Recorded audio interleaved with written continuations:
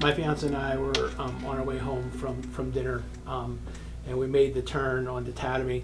There's a little rise in the road in Tatamy there, and I could see a glow and a little bit of smoke as we came over the rise, so I knew something was there. And just as we crested, I could see the car in the wrong lane of travel into an SUV with heavy front end damage. I responded from my residence, and by the time I pulled out of my driveway, I was already being updated by the dispatch center that there was at least one person trapped and the vehicle was on fire. I got into the back of the car to try and assess him, check his airway. He was down under the dashboard, unconscious, had a pulse. I stayed in there as long as I could, just trying to hold C-spine and open up his airway, but the smoke was getting too heavy, and I couldn't stay anymore. So I got out. I tried to open the driver's side door, but the car was right up against the berm, so I couldn't get it open enough that I wanted to pull him out through it. So I tried the passenger door, and that was locked. And it was about that time that the first officer rolled up, and I told him, he asked me what I need, and I said I need a fire extinguisher. Is somebody in there? Yes, I got somebody here on a pool. I need a fire extinguisher underneath here, officer. I was approached by an off-duty emergency room physician who told me to grab my fire extinguisher. I didn't even see that there was flames in the car at that point, but I trusted him, and I'm glad I did. So I ran, got my fire extinguisher, and immediately started to extinguish flames that were coming in through the passenger compartment through the firewall. There's flames in here too. Once we arrived on scene, I immediately went back to the rear part of my vehicle and retrieved my fire extinguisher to help suppress the fire. All officers continued to work together to try and suppress the fire, but the fire just was not going out. We assessed it too. We went over to the berm to try and open the door of the vehicle to try and get the patient out or the victim out, and the door was not prying. Sobieski arrived on scene, and where he was actually able to manipulate the door enough to get himself in there along with me over top of him, be able to grab the victim. I ended up going into the car. I found his torso, and I remember pulling his sweatpants up, and I remember it ripping on me, and it let go again, and he fell back to where he was. I had to go deeper into the car to try and get my arms onto his shoulders, and I remember, the smoke, between the powder from the extinguishers, I could not see anything, but I do know, from my left side, when I was in the car, the fire was just coming out of the dashboard and it was starting to come up the windshield. We got heavy fire coming through the front! Because of the way that he was positioned, when I pulled him up, he actually got wedged between the dashboard and the steering wheel now.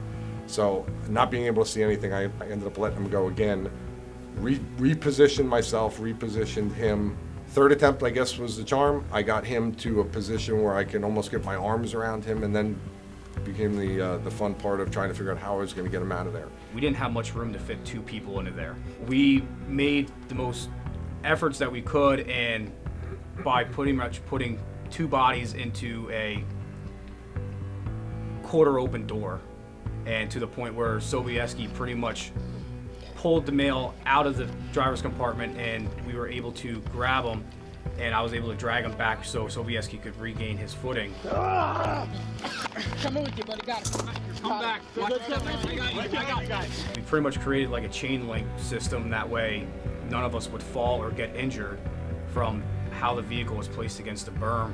Officer Billiard was behind me holding onto my duty belt while supporting me from not falling on top of Sobieski. Officer Burton and Officer Goldstein, along with the fire department, maintained pretty much a fire suppression to protect us while we were in there. But it was definitely a challenge because we had the heavy smoke, the dry chemical reaction from the fire and everything filling up the driver's compartment, where it was hard for us officers and fire officers to breathe in that area. I immediately grabbed an extinguisher, went to the front driver corner of the car, dumped the extinguisher into the engine compartment, which I only saw a little bit of flame at the bottom of the engine compartment then, but then tried to look inside and had flames going up the inside of the windshield. So then I grabbed another extinguisher, stuck that in the hole in the windshield, and fully released that one. Yeah, it seemed like whenever we got the flames out of where the passenger compartment was, and they came back up in the engine compartment, and we transitioned to the engine compartment, and they came back up. So we really weren't we were keeping up with it, but we weren't making good headway as far as keeping the fire down permanently. Yeah, and breathing was difficult. At best. Yeah, there was a lot of times that we had to step back, get away from it, catch our breaths, and then go back in to attack it again. This was the first time in my 12-year career in emergency medicine where I thought we were going to watch somebody burn to death, because I didn't think we were going to get the door open. Ready? Ready, move? Yeah, go. 1, 2, 3.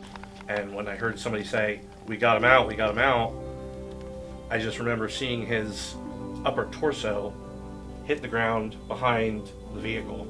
And we got the bed over and we pulled him on our bed, and my first reaction was, he doesn't have any burns. I mean, he had trauma, but I was very surprised there were no burns on the patient himself.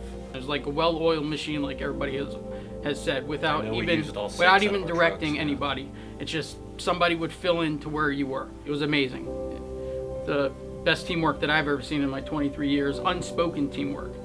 That's where training experience really kicks in too, because I can tell you none of these gentlemen have ever interacted with me before or since, but having the same background, the same training, we all had the same thought process at the same time, even just with nonverbal cues, and we're all thinking the same thing. Even though it was chaos the whole time, we were all working together and doing what we all needed to do without even really much communication amongst each other. It's like we just went to work and got the job done and helped each other out.